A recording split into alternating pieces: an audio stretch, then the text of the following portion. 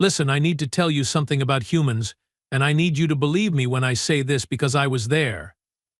I saw it with my own optical sensors, all four of them, and I still cannot process what happened on that diplomatic vessel 3 cycles ago. My name is Krill, and I serve as a tactical analyst for the Varanthi Empire, which, until very recently, considered itself the premier military force in this quadrant of the galaxy. Notice I said considered. Past tense. That is important. The whole mess started when our fleet commander, a pompous fool named Kravix, decided humanity needed to be taught a lesson about territorial boundaries. See, humans had been expanding into what we claimed were our shipping lanes, and Kravix, being the strategic genius he was not, figured a small show of force would send them scurrying back to their little blue planet. Spoiler alert. It did not work out that way. Not even close. We intercepted a human diplomatic ship near the Helio Strand, a neutral zone that both species had been dancing around for months. The ship was called the Meridian, nothing fancy, just a standard envoy vessel with maybe 30 crew members. 30. We had 300 soldiers on our battle cruiser alone. The mathematics seemed simple, even for someone as pessimistic as me. Kravix ordered the Meridian to halt and prepare for boarding.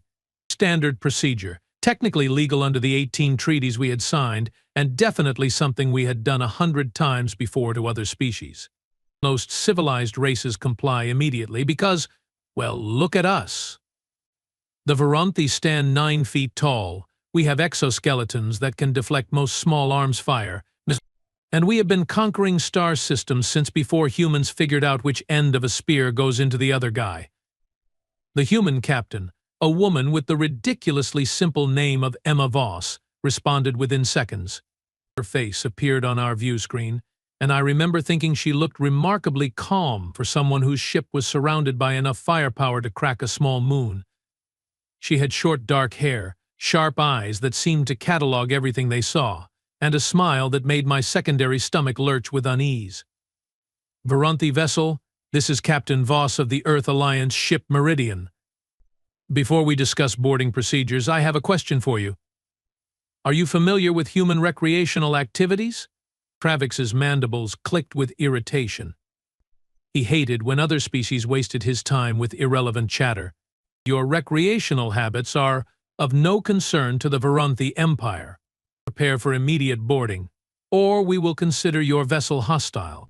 Right, hostile, got it, Voss said, that smile never wavering. But humor me for just a moment, Commander. You see, on Earth we have this thing we do for fun. We call it sports shooting. People, regular everyday civilians, not soldiers, spend their weekends firing projectile weapons at targets for entertainment. Some shoot at paper circles. Some shoot at clay discs thrown into the air.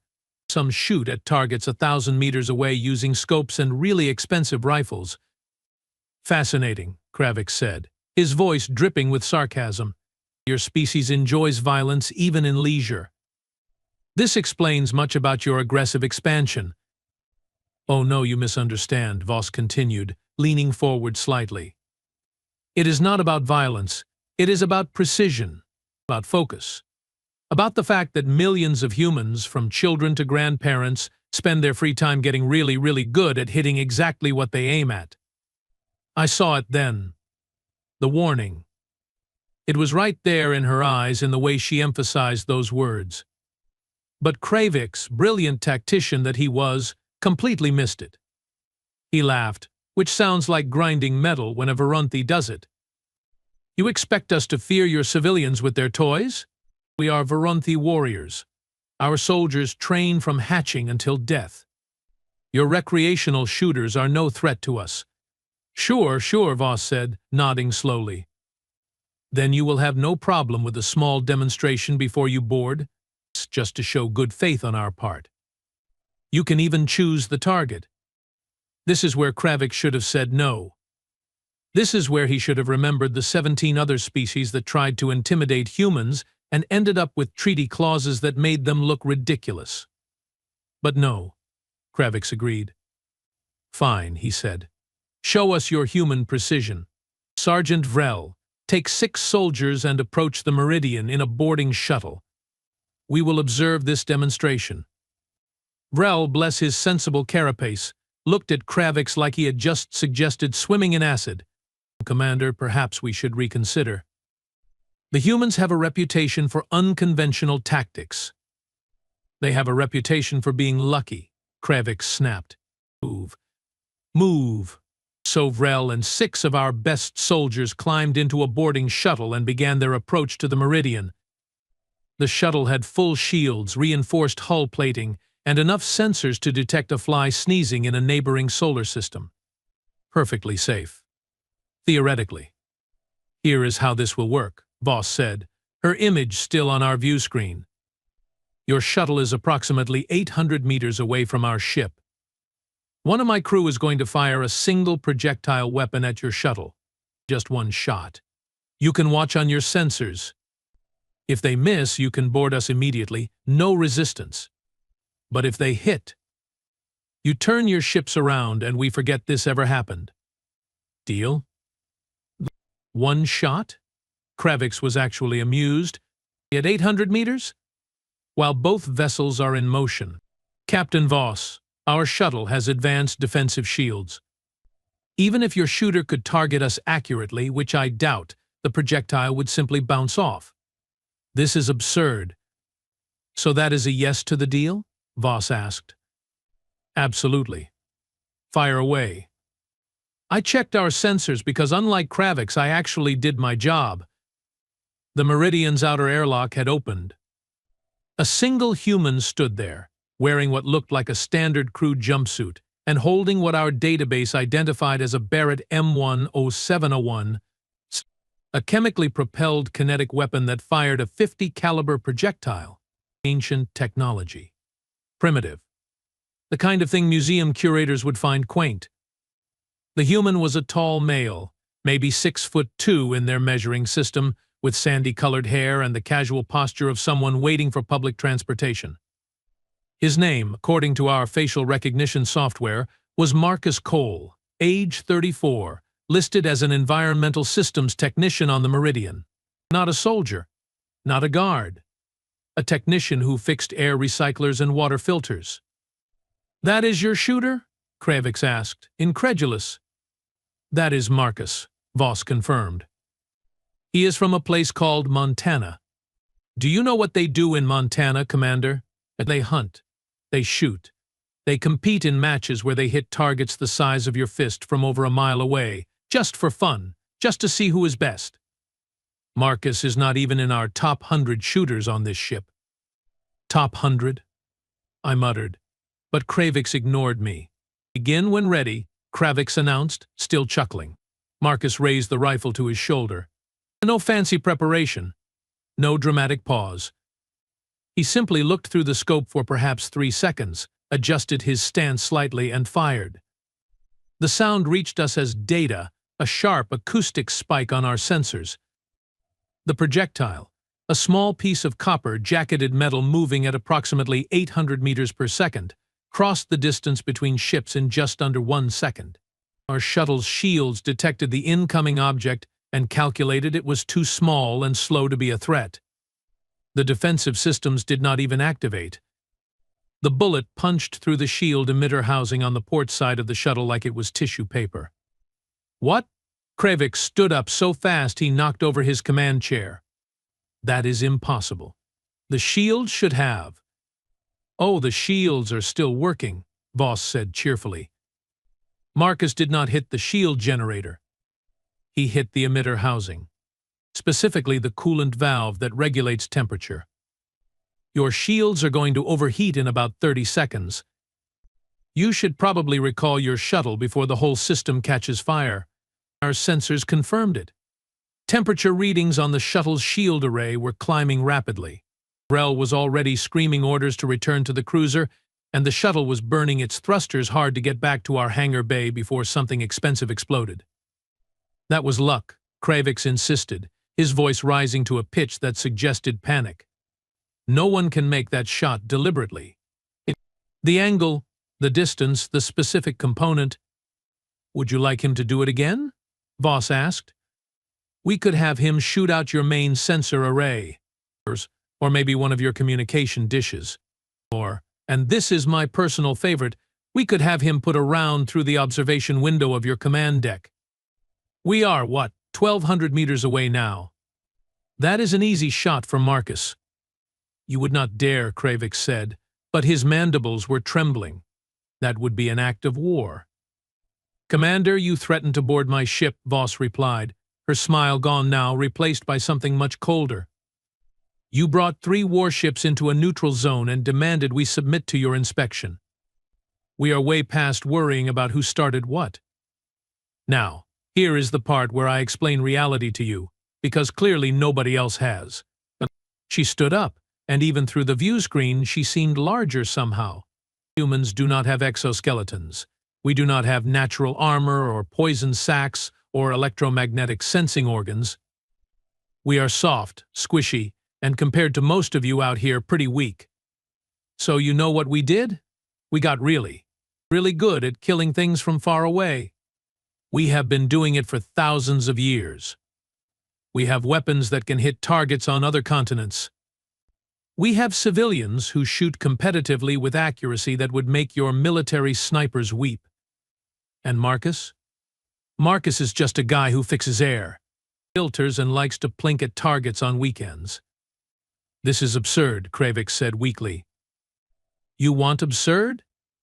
Let me tell you what happens if you insist on boarding this ship.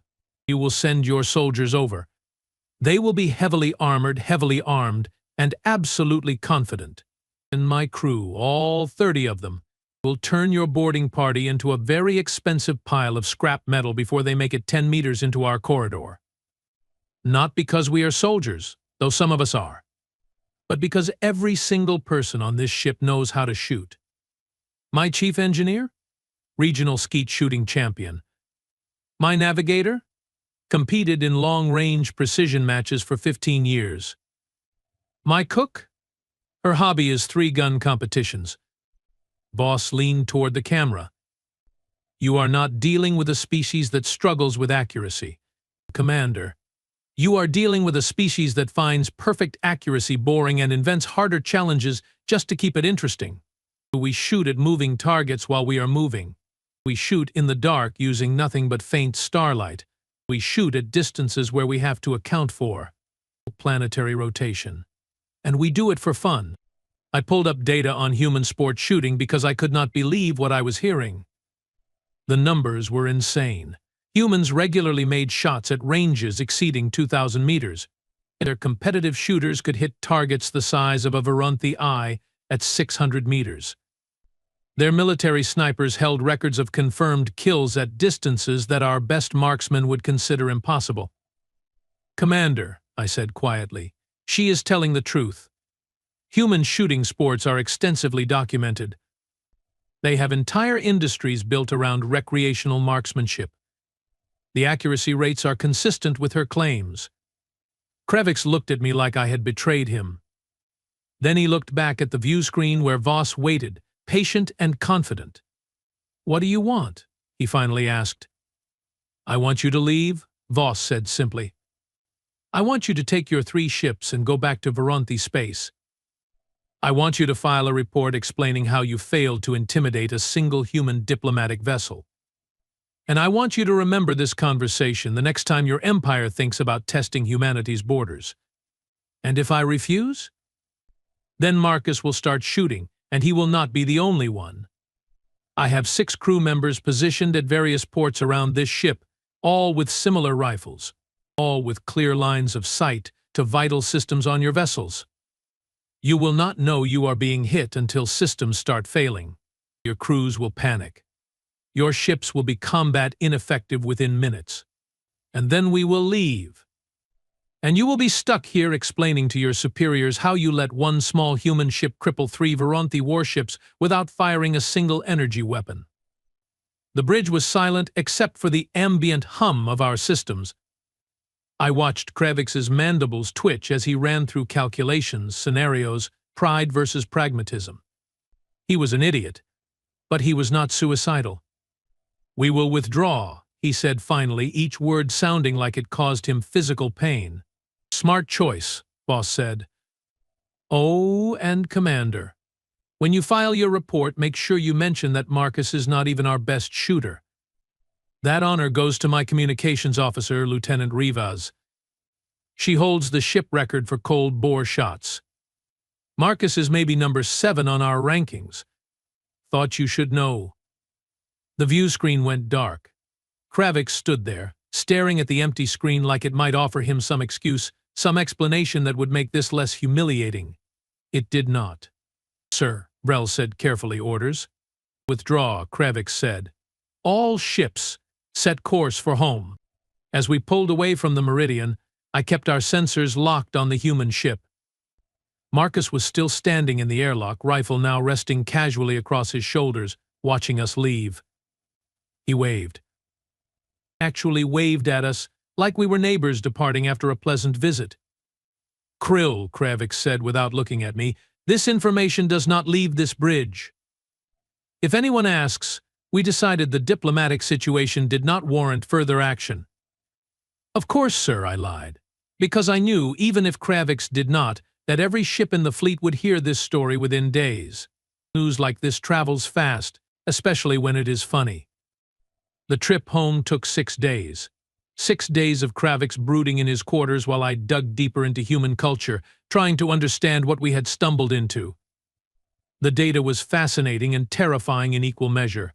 Humans had competitions where they shot at clay discs, traveling through the air at high speed, hitting them more often than they missed. They had events where shooters engaged dozens of targets in complex sequences, moving between positions, reloading on the run, while hitting targets that appeared for less than 2 seconds. They had children, actual children, competing in junior leagues and demonstrating accuracy that would qualify them as expert marksmen in most military organizations. But the long-range shooting was what kept me awake during rest cycles. Humans had made confirmed hits on targets at distances exceeding 3,500 meters. That is over 2 miles. The projectile is in the air for several seconds. It drops dramatically due to gravity. Wind affects it. The rotation of the planet affects it.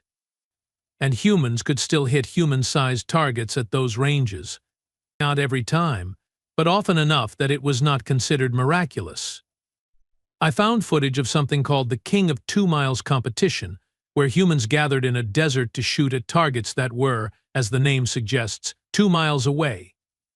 They used massive rifles, high-power optics, and mathematical calculations that would make our ballistics computers proud. And they hit those targets. Repeatedly.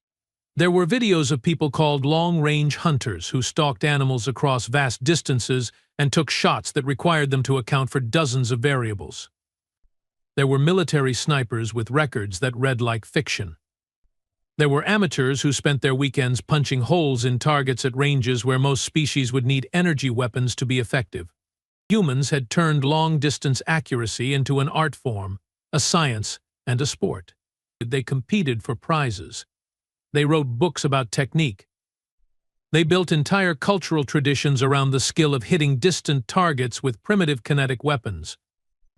And most terrifying of all, they did it for fun. When we arrived back at Veranthi Prime, the fleet's strategic command wanted a full briefing. Kravix tried to spin the story, tried to make it sound like a tactical withdrawal based on political considerations. I let him talk for about 5 minutes before I could not take it anymore. We were outgunned by their civilians, I said flatly, interrupting Kravix mid-sentence. Their environmental technician disabled our shuttle from 800 meters with a single shot to a component the size of my manipulator claw. The captain implied that most of her crew could do the same or better. We withdrew because continuing the engagement would have been suicide. The room went so quiet I could hear the climate control system humming. Admiral Threx, the fleet's commanding officer, leaned forward with all 4 of his eyes focused on me. Explain, he said. So I did. I showed them the data on human shooting sports. I showed them the competition records, the hunting videos, the military sniper statistics. I showed them the part where human children learned to shoot accurately before they learned advanced mathematics. I showed them everything. This cannot be real, someone said. No species develops this level of accuracy with kinetic weapons. They are primitive technology. Primitive and effective, I corrected. Humans never abandoned kinetic weapons because kinetic weapons work. They are simple, reliable, and in human hands. Devastatingly accurate. Energy shields do not stop them well because the shields are designed for higher energy threats. Armor plating has to be extraordinarily thick to deflect them, and humans have had thousands of years to perfect their use. Admiral Threx was quiet for a long moment, his mandibles working as he processed this information. Do we have any data on human military snipers? Not civilians. They're actual trained soldiers. I pulled up that file, though I had been dreading showing it. Yes, sir. Human military snipers are trained to a standard that exceeds our elite units. Their record for longest confirmed kill is over 3,500 meters, achieved using a modified kinetic rifle. The shooter had to account for wind, humidity, temperature, altitude, the Coriolis effect from planetary rotation, and the flight time of the projectile.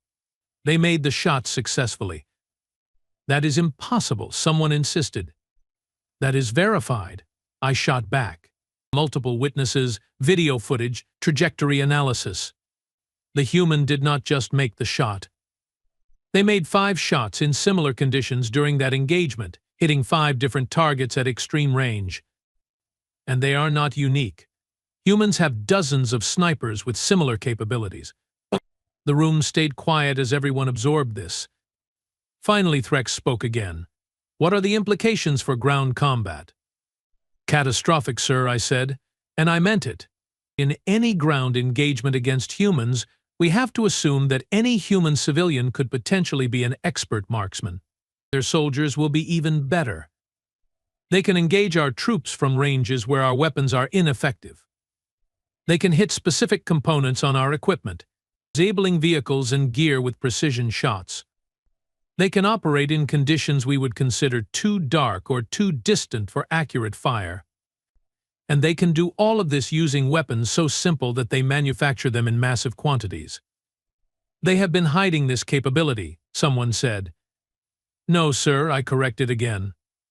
They have not been hiding anything. This information is publicly available in human networks. They broadcast their competitions. They publish their records. They teach their children in schools. We simply never bothered to look because we assumed kinetic weapons were irrelevant. We were wrong. Threx drummed his manipulator claws on the table, a sign of deep thought. Recommendations?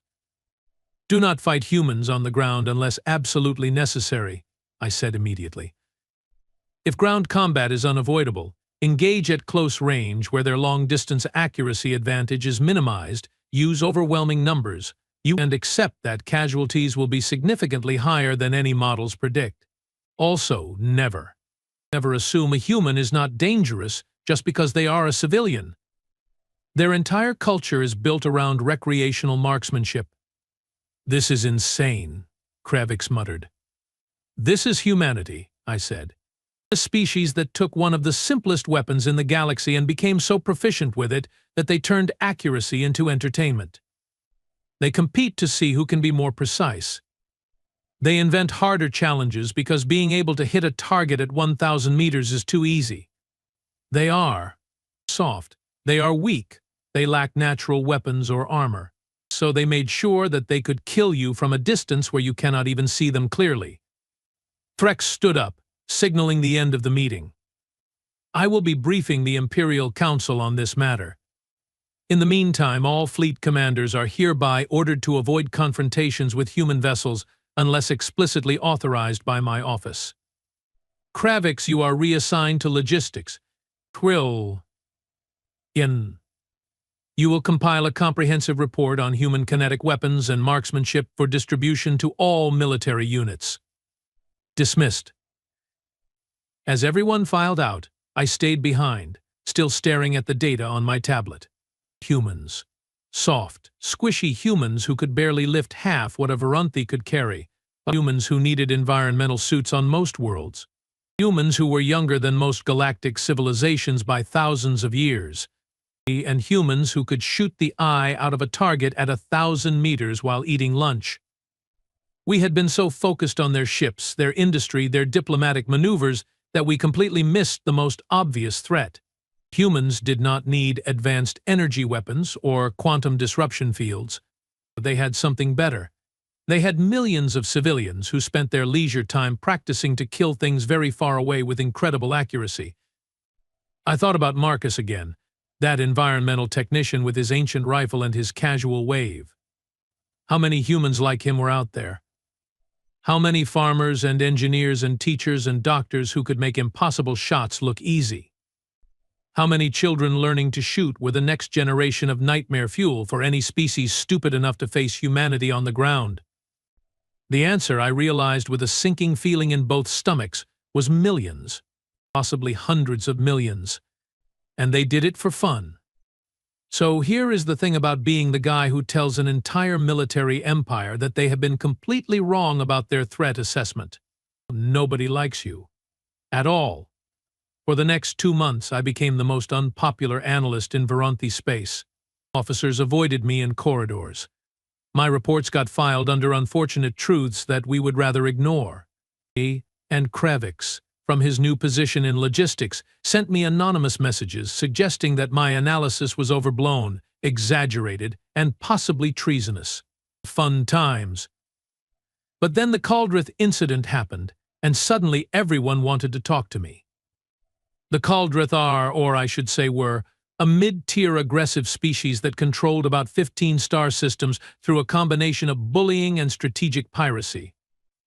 They had heard, presumably through the same gossip networks that spread every embarrassing military story about what happened with the Meridian. And like every species that thinks they are smarter than everyone else, the Caldrith decided that the story was exaggerated, that the Veronthi were simply weak, and that humans were still easy targets. Spoiler alert. They were wrong. So incredibly wrong. The Caldrith fleet commander, an arrogant specimen named Gorthak, decided to raid a human colony on the Outer Rim. A small settlement called New Helena, population maybe 8,000, mostly miners and farmers. No military base, no orbital defenses. It's just civilians trying to make a living on a barely habitable rock. Perfect target, right? Easy pickings. Grab some resources, scare the humans a bit, make a name for yourself. Gorthak brought 6 ships. 6, against a farming colony. He broadcast his demands. Standard pirate stuff. Surrender, provide supplies and valuable materials, and nobody gets hurt. Probably figured the humans would cave immediately. The response came from someone named Mayor Patricia Frost. A mayor. Not a military commander, not a planetary governor, just the elected official who ran the town council. She appeared on the communication channel wearing dirt-stained work clothes and a hat that said Best Grandma, which I later learned was a human familial designation implying she had descendants. She looked about 60 years old in human terms, with gray hair and smile lines around her eyes. "Well now," Frost said, her accent thick with a regional dialect that my translator struggled with, "that is quite the entrance you boys made. Real impressive. All those ships and weapons pointed at our little town. Must make you feel real strong." Gorthak, not detecting the sarcasm because Caldrith rarely do, puffed up with pride. "We are the Caldrith raiding fleet.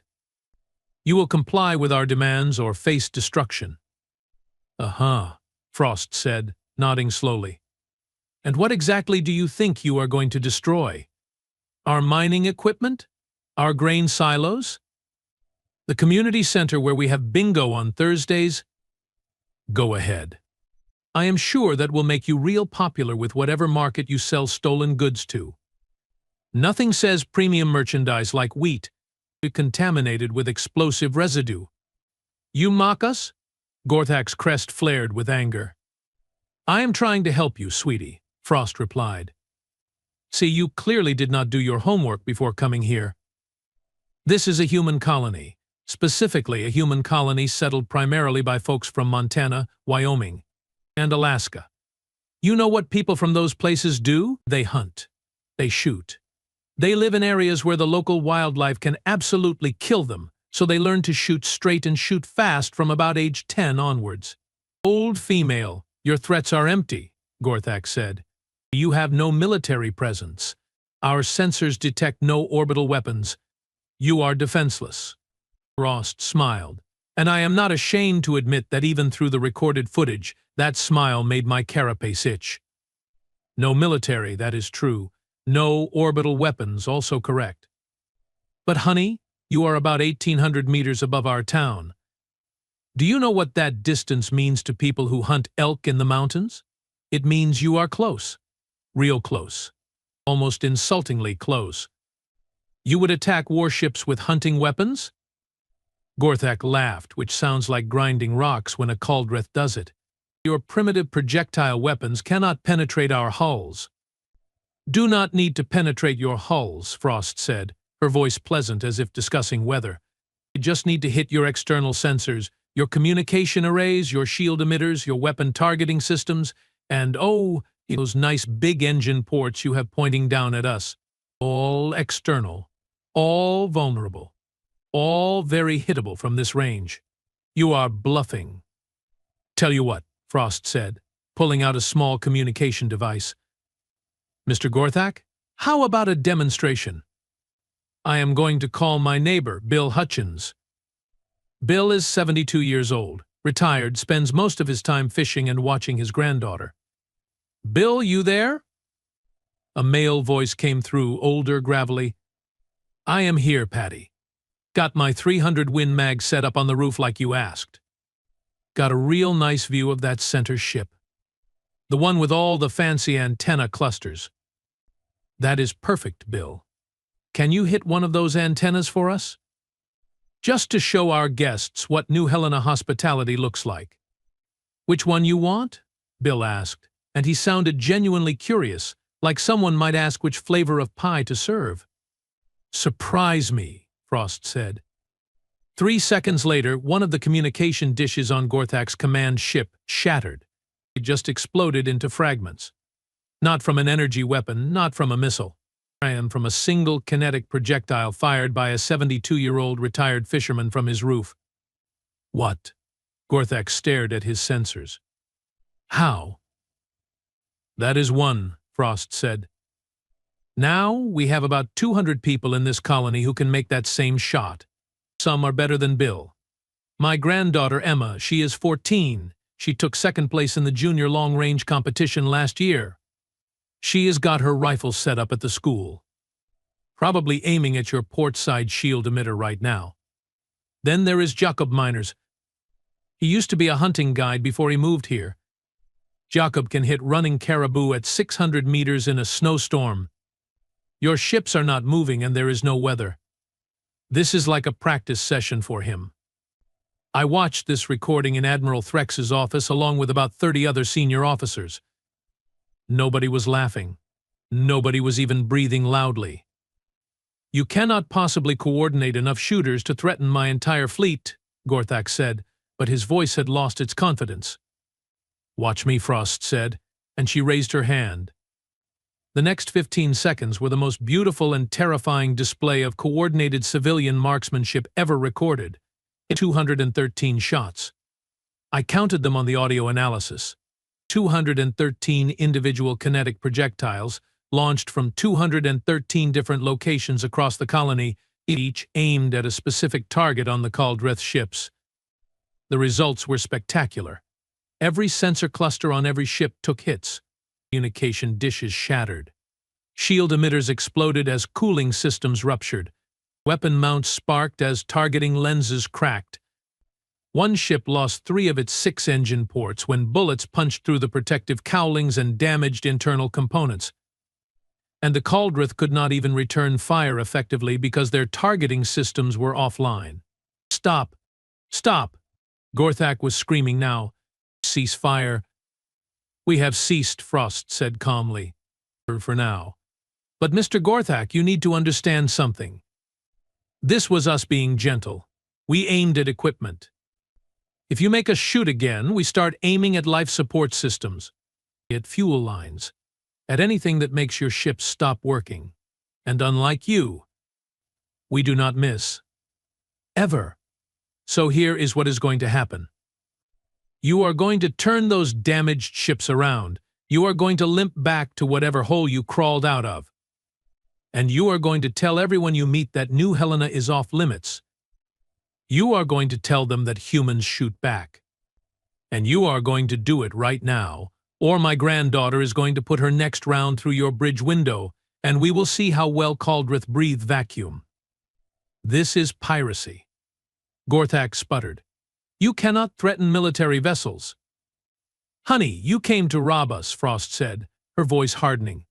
You threatened our homes, our families, our town. We are not threatening you. We are defending ourselves. There is a difference. Now move, before I let the angry parents start shooting. You really do not want that. Trust me. The Caldrith fleet retreated. All 6 ships' systems failing, sparks trailing from damaged components, running away from a farming colony defended by civilians with hunting rifles. The footage went viral across every communication network in known space. Within days, New Helena became the most famous human colony in the galaxy, and Mayor Patricia Frost became something of a legend. I compiled another report. This one was titled Human Civilian Defense Capabilities and Implications for Ground Operations. It was 47 pages long. It included detailed analysis of the New Helena defense, breakdowns of human shooting positions, calculations on coordination and communication, and a very long section on why nobody should ever attack a human colony unless they enjoyed being humiliated. Admiral Threx called me into his office personally this time. He looked tired, which was saying something because Veronthi do not usually show fatigue. Krill, I read your report. All 47 pages. Yes, sir. I also read the previous report, and the one before that. And I have been reviewing every interaction our military has had with humans over the past 5 years. And we have been idiots, Threx said bluntly. Complete and utter idiots. We looked at humans and saw soft bodies, no natural weapons, short lifespans. We never looked at their culture, their history. The fact that they spent thousands of years killing each other and everything else on their planet from increasingly absurd distances. To be fair, sir, most species do not turn long-distance accuracy into a recreational activity. Most species do not colonize death worlds for fun either, but humans do that too. Threx pulled up a holographic display showing human colony locations. Look at this. They settle on planets with dangerous predators, extreme weather, geological instability, places where most species would need extensive terraforming and military protection. And humans just move in with their guns and their farming equipment and make it work. They are very adaptable, sir. They are very armed, Threx corrected. Every colony, every settlement, every ship. They all have humans who can shoot, who practice shooting, who teach their offspring to shoot. It is built into their culture at a fundamental level. Yes, sir. Which brings me to the recommendations section of my report. I read it. You want us to completely revise our threat assessment of humanity. I want us to acknowledge reality, I said. Humans are not an emerging species we can push around. They are a species that has been fighting and surviving and perfecting the art of violence for their entire existence. They might not have the strongest ships or the best technology, but they have something more dangerous. They have a population where nearly everyone knows how to kill things accurately from far away. Threx was quiet for a moment, manipulating the holographic display to show various human settlements. You know what scares me most about this? It is not the military applications. We can plan for that. It is the idea that if we ever go to war with humanity, actually try to invade their territory, we would be facing not just soldiers but entire populations of people who can shoot back effectively. Yes, sir. That is exactly the problem. No, Krill. Threx turned to look at me directly. That is their defense strategy, and it is brilliant. They do not need massive standing armies on every planet because their civilians are the army. Every human colony is a fortress defended by people who hunt dangerous animals for entertainment. You cannot occupy that. You cannot control it. You can only avoid it. Which is why I recommended we avoid it, sir. And the Imperial Council has agreed. As of today, all human territories are designated as non-aggression zones. Any military action against human vessels or colonies requires approval from the Council itself, not individual fleet commanders. We are also opening formal diplomatic channels to negotiate clear boundary agreements. I felt something like relief, which was unusual. That is wise, sir? That is survival, Threx said.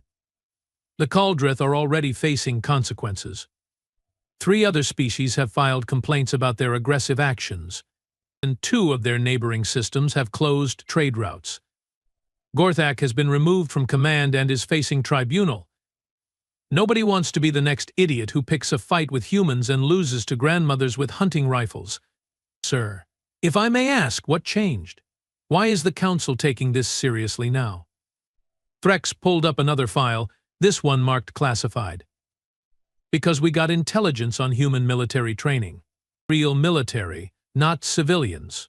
Want to know what their elite special forces snipers can do? I did not, but I looked anyway. The numbers made my secondary stomach clench. Kaz confirmed kills at ranges exceeding 4,000 meters, Threx said quietly. That is over 2.5 miles. Targets eliminated in conditions ranging from urban environments to mountain ranges to desert expanses. Success rates that our best marksmen could not match with triple the training time. And these are not rare exceptions. Humans have entire units dedicated to long-range elimination. They call it scout sniping. They have been doing it for centuries. How do they even see targets at those distances? I asked. Advanced optics, yes, but also training and instinct. They learn to read wind, humidity, air pressure. They calculate bullet drop in their heads. Some of their best shooters can engage targets they can barely see and still achieve hits. It is like they have a genetic predisposition for throwing objects accurately. Actually, sir, they do. I pulled up my research files. Humans evolved as persistence hunters. They would chase prey for hours, days even, until the animal collapsed from exhaustion. But they also developed throwing as a hunting technique. They threw spears, stones, anything they could lift. Their brains evolved to calculate trajectories instinctively. When they developed projectile weapons, they already had millions of years of evolution making them good at hitting distant targets. So we are dealing with a species that is biologically optimized for ranged combat and has spent thousands of years perfecting weapons that leverage that optimization. Yes, sir. Basically, humans are what happens when you take a species that already thinks in ballistic trajectories and give them 10,000 years to build better and better tools for killing things far away. Threx closed the files and looked at me with all 4 eyes. Krill, I am assigning you as our liaison to Human Diplomatic Corps. You seem to understand them better than anyone else in our military. Your job is to make sure we never have another incident like the Meridian or New Helena. You will advise on human cultural factors, translate human intentions, and generally keep us from doing anything catastrophically stupid. Sir, I am just an analyst. You are the analyst who told us the truth when everyone else wanted to believe comfortable lies. You understand that humans are dangerous not despite being civilians, but because being civilians does not mean being harmless. That is worth more than a dozen tactical experts who think in conventional terms. So that is how I became the Veronthi Empire's official expert on why you should never, ever underestimate a human with a rifle. It has been 3 years now since the Meridian incident, and I have spent most of that time preventing various idiots from learning the hard way what I learned the easy way. Just last month, I had to stop a junior fleet commander from harassing a human cargo ship. The commander figured a single freighter was an easy target for inspection and seizure. I pulled up the crew manifest, found out that 4 of the 7 crew members were veterans of human military service, 1 was a competitive long-range shooter, and the captain had a collection of antique rifles that included weapons over 200 years old that still functioned perfectly. But they are just cargo haulers, the commander protested. They are cargo haulers who can probably hit your bridge from 3 kilometers away with weapons older than your grandparents, I replied. Leave them alone. He left them alone. I have briefed over 50 different species on human capabilities now. Most of them react the same way. Disbelief, then shock, then a nervous recalculation of their military strategies. The smart ones change their policies immediately. The dumb ones need to see footage of New Helena a few times before it sinks in. The humans, for their part, seem bemused by all the attention. I attended a diplomatic function last year where I met Captain Voss again, along with Marcus the environmental technician. Marcus was exactly as I remembered him, tall, casual, completely unaware that he had become something of a legend in Veronthi military academies. I heard they use your shot on the shuttle as a training example, I told him. Marcus looked embarrassed. Yeah, Emma mentioned that. Kind of weird, honestly. It was just a standard shot. Stationary target. Known distance, no wind. Back home, my cousin Amy makes harder shots than that before breakfast. Your cousin Amy? She is a rancher. Has to deal with predators going after livestock sometimes. Last year she got a mountain lion at just over 1,200 meters. One shot. Thing did not even know she was there. Marcus shrugged. Amy has got a real gift for reading wind. Better than me, for sure. I looked at Captain Voss. Is everyone in humanity like this? Is your entire species just casually terrifying? Voss laughed. Not everyone. But guns are part of our culture. They have been for centuries. Most people grow up around them, learn to use them safely, practice regularly. It is like asking if every human knows how to use a knife or hammer. Most do, at least basically. And the competitive shooting? The long-range matches? The records? That is just what happens when you take a useful skill and turn it into a sport, Voss said. Humans compete at everything. Running, swimming, throwing things, hitting things. Shooting is just another form of competition. We have leagues, tournaments, championships. People practice for years to shave seconds off their time or add meters to their range. It is fun. Fun, I repeated. You find it fun to develop skills that make you devastating in ground combat. We find it fun to challenge ourselves, Voss corrected. The combat applications are secondary. Most competitive shooters never fire a shot in anger. They just like being good at something difficult. The fact that it also means human colonies can defend themselves, that is just a bonus. Marcus nodded. My dad taught me to shoot when I was 8, not for war or fighting, just because it was something we did together. We would go to the range, set up targets, work on technique. Some of my best memories are spending Saturday mornings with my dad, trying to get tighter groupings or make longer shots. It was quality time. You learned military-level marksmanship as family bonding? I learned to shoot straight as family bonding, Marcus corrected. Military level is something else entirely. Those folks train every day, in all conditions, with all kinds of weapons. I am just a guy who shoots paper targets on weekends. Just a guy. This technician who disabled a military shuttle from 800 meters with a single shot, who practiced advanced marksmanship as a casual hobby, who considered himself barely above average, called himself just a guy. That is when I truly understood humans. They were not trying to be terrifying. They were not deliberately developing civilian populations into irregular military forces. They were just being themselves, pursuing interests, teaching their children, competing for fun. And the natural result was a species where the average person could do things that other species required years of specialized training to accomplish. We stumbled across a predator species that looked like prey. We saw soft bodies and assumed weakness. We missed the claws hidden in cultural tradition. We ignored the teeth disguised as recreational activity. And by the time we realized what we were dealing with, humans had already made it clear that underestimating them was a mistake you only made once. I think about that a lot now, especially when I am briefing new officers or advising diplomats. I tell them about the Meridian, about New Helena, about Marcus and Bill and Mayor Frost and all the other humans who demonstrated that being civilian does not mean being defenseless. But mostly I tell them about Amy, Marcus's cousin, the rancher who shoots mountain lions at 1,200 meters before breakfast. Because if that is what humans do casually, before their first meal of the day, what could they do if they actually tried? The answer, of course, is anything they wanted. Humans can hit anything they can see, and most things they cannot. They can shoot in the dark, in the wind, in the rain, while moving, while tired, while carrying other equipment. They can coordinate fire across hundreds of shooters. They can pass skills across generations. They can turn farms into fortresses and merchant ships into nightmares. And they do it all with weapons most species consider primitive.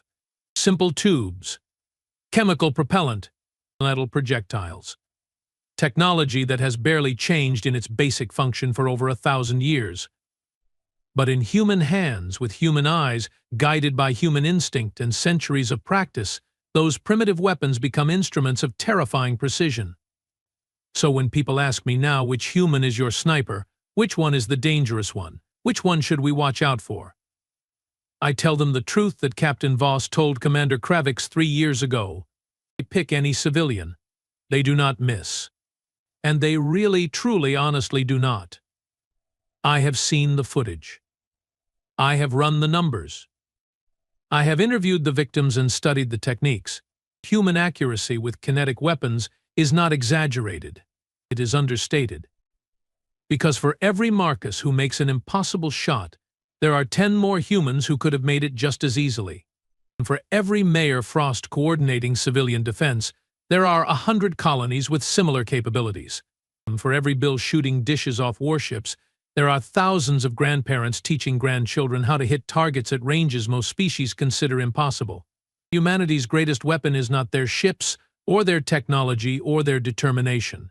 It is their culture. A culture that values accuracy, that celebrates precision, that passes down shooting skills the way other species pass down stories. A culture where people practice difficult skills just for the joy of mastery. A culture where 72-year-old retirees can disable military spacecraft and 14-year-old students can threaten warships. We never stood a chance. None of us did. Because while we were building bigger ships and stronger armor and more powerful energy weapons, humans were in fields and forests and mountains, teaching their kids to hit distant targets with simple rifles. They were competing in matches, breaking records, pushing the boundaries of what was possible with kinetic weapons. They were cultivating a species-wide expertise in the one form of combat where soft bodies do not matter and raw strength means nothing. Distance, accuracy, patience, one shot, one target, no mistakes. That is humanity's real strength. And those of us smart enough to recognize it have made sure to stay very, very friendly with the species that can kill you from a mile away and consider it basic competence. So that is my story. That is how I learned to respect humans. That is why the Veronthi Empire now has non-aggression treaties and trade agreements and cultural exchange programs with Earth and her colonies. Not because we fear their military, though we do. Not because we respect their technology, though we should. But because we finally understood that every human is potentially a sniper, every colony is potentially a fortress, guns and fighting a species where the average civilian can do what our elite soldiers struggle to accomplish is not warfare. It is suicide. They do not miss. Ever. Remember that, and you will live longer. I know I will.